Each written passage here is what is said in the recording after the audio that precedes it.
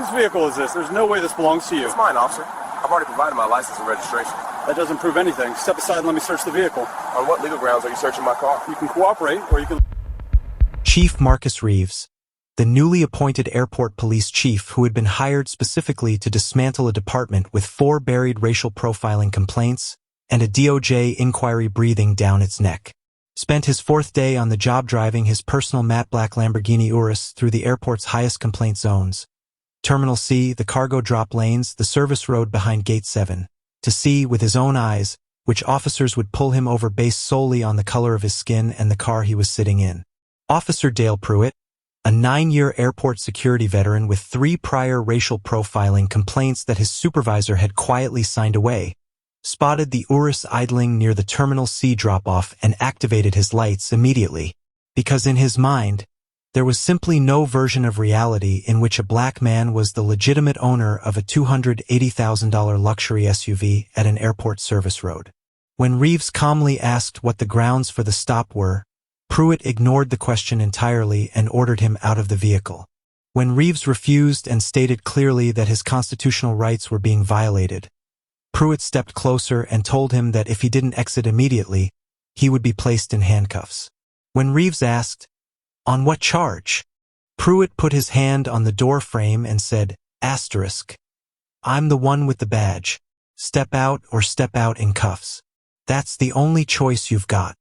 Officer Dale Pruitt had no idea, and what he was about to discover in the most career-ending way imaginable, was that the black man he had just profiled, ordered out of his own vehicle, and illegally searched from bumper to bumper, was the man who had signed his termination letter before leaving the office that morning. The police cruiser came out of nowhere. One moment the service road behind Terminal C was empty, just heat rising off the asphalt and the distant roar of a departing flight, and the next, blue and red lights were filling the mirrors of the matte black Lamborghini Urus. No siren, just lights. The kind of stop that doesn't need a reason, because the reason is already sitting in the driver's seat. Marcus Reeves watched the cruiser in his mirror and didn't move, didn't reach for his phone, didn't shift in his seat. He simply placed both hands on the steering wheel, slowly, deliberately, and waited. Officer Dale Pruitt climbed out of the cruiser like a man who had already decided how this was going to go. He circled the Urus the way a shark circles something it's already decided is wounded. His hand dragged along the hood. His eyes moved from the plates to the rims to the interior, pricing it, doubting it, building a case in his head before a single word had been spoken. He stopped at the driver's window, leaned in. Registration, proof of ownership. Now, no greeting, no badge introduction, no reason given, just the assumption, loud and fully formed, that this car did not belong to the man sitting in it. Reeves looked at him calmly. "What's the basis for the stop, officer?" Pruitt's jaw tightened. Asterisk. "I'm not going to ask you again. And I'm not going to hand you documents without a lawful reason for this stop. That's my right." Something shifted behind Pruitt's eyes, not doubt, but anger.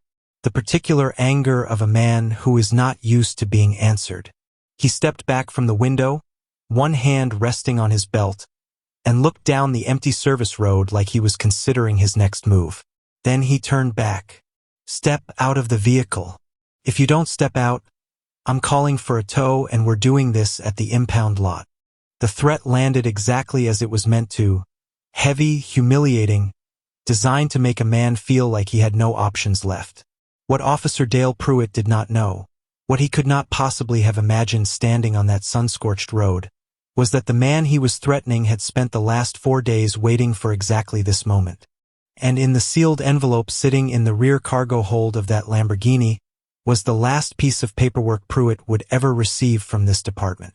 Join our community right now. We are working hard to reach 5,000 subscribers, and your support means everything to us. Hit that subscribe button, turn on notifications, and let us know in the comments where you're watching from. Let's grow together. Metro International Airport moved 40 million passengers a year. It had a Michelin-starred restaurant on the departure level, a luxury lounge with floor-to-ceiling runway views, and a policing problem so deeply embedded in its walls that 3 separate city attorneys had quietly advised the council to settle rather than litigate. Because litigation meant discovery. And discovery meant the public would see the numbers. The numbers were ugly.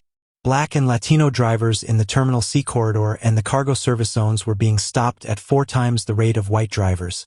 Same roads, same hours, same vehicles. For internal affairs, complaints had been filed in 3 years by airport employees, rideshare drivers, and a catering supervisor who had been ordered out of his own company van at gunpoint. All 4 complaints had been reviewed.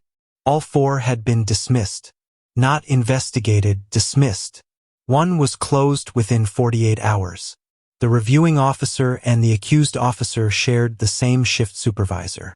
The advocacy groups came first, then the attorneys, then a formal letter from a federal oversight body that used the phrase pattern and practice. 2 words that, in law enforcement, carry the same weight as a lit match near gasoline. The city council held 3 closed-door sessions, then a 4th. By the 5th, 2 members had stopped showing up entirely, the kind of absence that means a man has already decided which way the wind is blowing and doesn't want his fingerprints on the outcome. They needed someone from outside, someone with a record of walking into broken departments and not flinching at what they found, someone who understood, personally and professionally, exactly what was happening on those service roads, because they had lived both sides of it. They made one call. Marcus Reeves picked up on the second ring. He told them he would need full command authority, unrestricted access to every complaint file going back 10 years, and 0 interference from the council once he started. They agreed to all 3 conditions faster than he expected, which told him everything he needed to know about how bad it really was behind those closed doors. What they didn't tell him, what he would only discover when he opened those complaint files at 2 in the morning on his first night on the job, was that one officer's name appeared in the system not 3 times, but 7. Marcus Reeves had seen broken departments before. He'd walked into a precinct in '09 where the evidence locker hadn't been audited in 6 years. He'd taken command of a transit division in 2016, where 3 supervisors were running coordinated stop and frisk operations on a single apartment complex and logging the incidents as routine community engagement. He had spent 24 years in law enforcement doing the thing most chiefs refused to do, looking directly at the rot instead of papering over it with policy updates and sensitivity training schedules. He was 48 years old, broad-shouldered, quiet in the way that made people in rooms pay attention before he'd said a word. He wore the job the way men do when they've carried it long enough that it stops feeling like a title and starts feeling like a scar. He arrived at Metro International on a Monday. By Tuesday night, he hadn't gone home. The complaint files were worse than the council had described, not because of what they contained, but because of what had been removed. Pages referenced in intake forms that no longer existed. A witness statement logged on a Tuesday, gone by Thursday with no deletion record. One file had been accessed 11 times in the 2 weeks after the complaint was filed, by 4 different supervisors, and closed without a single interview being conducted. Someone hadn't just ignored the problem. Someone had been actively managing it. Reeves sat back in his chair at 2 in the morning, the files spread across the desk, and understood something clearly. No memo was going to fix this. No mandatory retraining calendar, no revised use of force policy, no town hall with community stakeholders. The culture of this department had been built stop by stop, dismissal by dismissal, over nearly a decade. The only way to understand it, truly understand it, was to sit inside it. To feel the weight of it land on his own shoulders, on his own body, the way it landed on every black driver who pulled into that terminal without a badge and a mandate.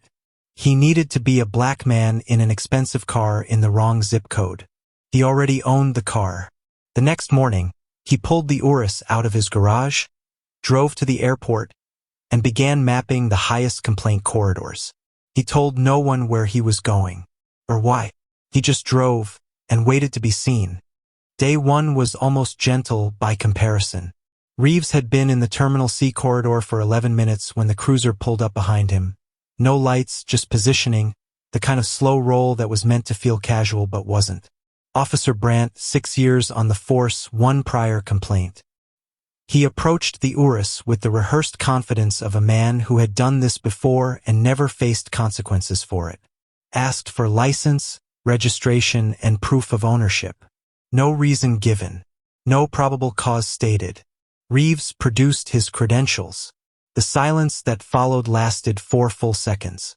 Brandt's face moved through something.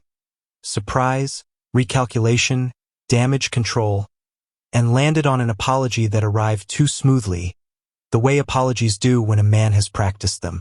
"My mistake, Chief. I didn't recognize you. Have a good evening." Reeves watched him walk back to his cruiser, opened his notebook, wrote it down. Day 2 was different in temperature, identical in structure. Officer Vasquez, Terminal B service lane, 8 minutes in. Harder this time, the demand for ownership papers came before the request for a license, which legally meant nothing and tactically meant everything. When Reeves didn't immediately comply, Vasquez's hand moved to his belt. Not a draw, just a reminder. A piece of body language that said, "I have options you don't." When Reeves produced his credentials, Vasquez didn't apologize. He simply stepped back, nodded once, and left without a word. Reeves wrote that down too. Day 3, nothing. He drove the cargo loop behind Gate 7 for 40 minutes. Circled the remote parking access road twice. Not a single cruiser, which meant either Day 3 was a coincidence, or someone was starting to recognize the car. That night, Reeves sat in his office and looked at what he had. 2 stops, 2 officers, 2 identical patterns of behavior, assumption first, authority second, accountability never, and a name that still sat at the center of those complaint files like a stone at the bottom of a well. Dale Pruitt hadn't shown up yet. Chapter 4. Dale Pruitt had been on the force for 9 years, and in that time he had developed what he privately considered a gift. He could read a situation, he told himself, before it became one. He could look at a car, a driver, a street corner, and just know when something was off. His supervisors had called it instinct. The 3 families who had filed complaints against him had called it something else entirely. But those complaints were gone now, signed away by a supervisor who understood, as Pruitt did, that some officers were simply proactive. And proactive officers kept terminals safe. He was parked in the service lane behind Terminal C at 7:14 in the morning, coffee going cold in the cup holder, when the Urus came around the corner. He sat up, matte black, low and wide and worth more than most people in this zip code made in 5 years. Moving slowly, too slowly, in Pruitt's estimation, through a lane that connected the cargo access road to the main terminal loop. No luggage visible through the rear window. No airport employee lanyard hanging from the mirror. Just a black man in an expensive car moving through a zone where, in Pruitt's 9 years of experience, black men in expensive cars had no obvious reason to be. His instinct fired. He didn't ask himself whether the car had committed a traffic violation. He didn't check the plates before reaching for his lights. He didn't pause to consider that his last 3 stops fitting this exact description had all ended with dismissed complaints rather than arrests, which, in a functioning department, might have prompted some self-reflection. He just reached for the switch. The blue and red lights filled the Urus's mirrors instantly. Inside the car, Marcus Reeves saw them and felt something settle in his chest. Cold and certain, the way a man feels when a thing he knew was coming finally arrives. He placed both hands on the wheel, kept his breathing even, reached over to the passenger seat, and pressed the record button on the small digital device he had carried every morning for 4 days. Then he watched in the mirror as Pruitt climbed out of the cruiser and began walking toward him with the absolute, unshakable confidence of a man who had never once been held accountable for anything. That was about to change. Reeves looked at the roster. Pruitt was assigned to Terminal C. Day shift, starting tomorrow morning. He closed the file, set his alarm for 5 a.m., and for the first time all week, he felt something sharpen in his chest that wasn't anger. It was ready. Chapter 5. Pruitt didn't introduce himself, didn't state a reason, just appeared at the window like a verdict and said, "License? registration, and proof of ownership. Reeves kept his hands visible on the wheel. His voice was level, not nervous, not aggressive, the precise tone of a man who knows exactly where every line is drawn. "Good morning, officer. Can you tell me the reason for the stop?" Pruitt's eyes moved across the interior of the Urus the way an appraiser does, pricing, doubting, building a case from assumption rather than evidence. "I'll ask the questions. Documents. Now. I'm happy to cooperate with a lawful stop. What's the probable cause?" The temperature shifted. Pruitt leaned into the window frame. A deliberate invasion, a physical answer to a legal question, and told Reeves he had two options: produce the documents or step out of the vehicle. Reeves stated clearly, calmly, and for the recording, that he was invoking his Fourth Amendment rights and that no probable cause had been given for the stop. Pruitt opened the door. That was violation 1. Unlawful stop. No probable cause stated.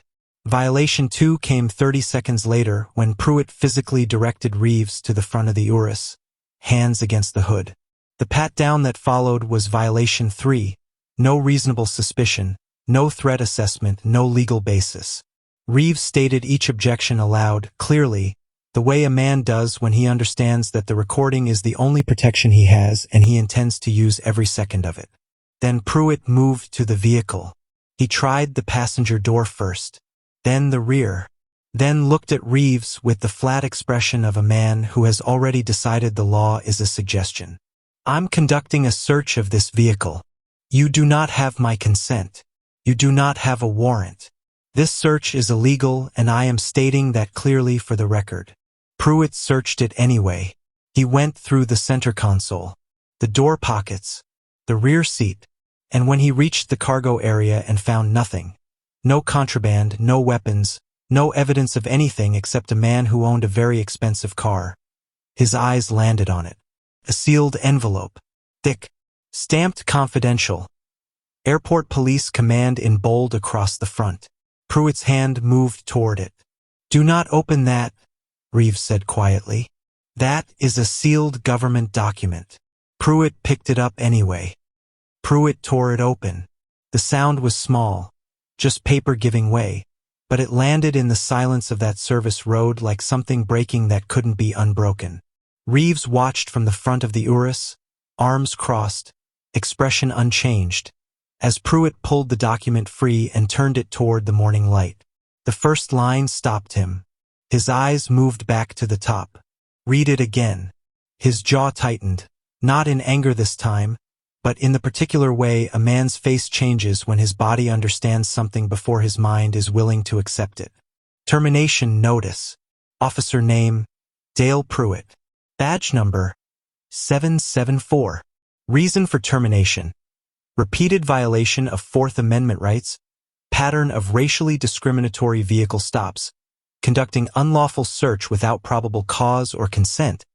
Opening sealed government documentation without legal authority. He looked up. Reeves had already reached into the inside pocket of his olive bomber jacket. He held up a credentials wallet, open, facing Pruitt, and let him read it. Chief Marcus Reeves. Metro International Airport Police Department. The sunglasses came off. For a moment, Dale Pruitt simply stood there on the sun-scorched service road, termination letter in one hand, the ruins of his career assembling themselves in real time behind his eyes. 9 years. 3 complaints he thought were buried. A supervisor who had told him twice that he was exactly the kind of officer this department needed. All of it. Every dismissal, every handshake, every quiet assurance that his instincts were an asset, had just been handed back to him in an envelope he had opened himself. Reeves uncrossed his arms and walked toward him. Not quickly, with the measured pace of a man who has been waiting 4 days for this exact moment and has no intention of rushing it now that it's arrived. He laid a second document on the hood of the Urus, then a third, then a fourth, each one a complaint file, each one bearing Pruitt's name, each one stamped dismissed in red across the top. 7 complaints, spread across the hood of a $280,000 car on a quiet airport service road, in the middle of a Tuesday morning, with nowhere left to hide. You want to tell me about your instincts now? Reeves said quietly. Or should we wait for your supervisor? The one who signed off on all of these, to join us first. Pruitt's mouth opened. Nothing came out. And that was when they both heard the second cruiser coming down the service road. The second cruiser stopped 20 feet back. Lieutenant Sandra Chun climbed out slowly, not because she was unhurried, but because she had answered Reeves' call 11 minutes ago and had spent every one of those minutes preparing herself for whatever she was about to walk into. She had been with Metro International for 14 years. She had seen difficult mornings. But the sight of 7 complaint files spread across the hood of a Lamborghini, a visibly shaken officer holding his own termination letter, and the new police chief standing in a bomber jacket on a service road behind Terminal C. That was a new category entirely. She stopped beside Reeves. I looked at the documents, looked at Pruitt, said nothing. Pruitt found his voice first, which was a mistake. Lieutenant, I want to explain what happened here. I observed a suspicious vehicle in a restricted access corridor, and I followed standard. Officer Pruitt. Asterisk Chen's tone didn't rise. It didn't need to. Asterisk, stop talking. The silence that followed was the loudest thing on that road. Reeves picked up the complaint files from the hood, one by one, and handed them to Chen without a word. She took them. Then he reached into the Urus and retrieved the digital recorder from the passenger seat, holding it up so Pruitt could see the red light that had been running since 7:14 that morning. Every word, every demand, every violation, recorded in sequence with timestamps. Pruitt's shoulders dropped a fraction, an involuntary collapse, the body admitting what the mouth wouldn't. Badge and credentials, Reeves said. Body cam as well. All of it comes off here. Chief, if I could just... Badge, credentials, body cam. Same tone, same pace. The voice of a man who has already made every decision that needs to be made and is simply waiting for the paperwork to catch up. Pruitt unclipped his badge with hands that weren't entirely steady, placed it on the hood. His credentials followed. Then the body came, and Reeves noted, without comment, that the recording indicator was dark. Pruitt had turned it off before approaching the Urus. Chen bagged everything, labeled it. Evidence now. Reeves got back into the Urus, started the engine, and pulled slowly away from the curb without looking back. In the mirror, Pruitt stood alone on the empty service road. No badge, no weapon, no body cam, no career, growing smaller with every second. But it wasn't over, because Reeves still had the body cam footage. And in 40 minutes, every commanding officer in that department was going to watch it together. Whether they were ready for what it showed, that was a different question entirely. The conference room was full by 8:45. 11 ranking officers,